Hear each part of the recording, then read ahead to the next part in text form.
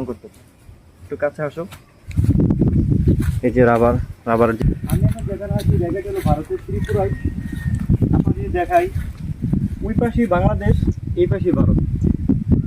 ভারতের এই ত্রিপুরা জায়গাটিতে রাবার চাষ করা হয়। যে আপনারা দেখতে পাচ্ছেন সামনে যে গাছগুলা, সবগুলোই রাবার গাছ।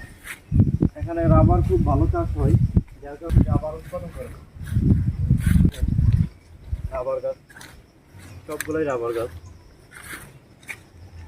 সম্পূর্ণ অঞ্চলটি রাবার গাছে আচ্ছাদিত। আপনাদের যদি একটু দেখাই রাবার, এই যে এখানে রাবার যে উৎপাদন করতে, একটু কাছে আসো।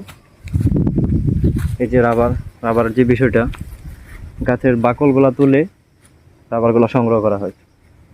তারপর এখান থেকে রাবার সংগ্রহ করে বিভিন্ন রিসাইকেলিং প্রক্রিয়ার মাধ্যমে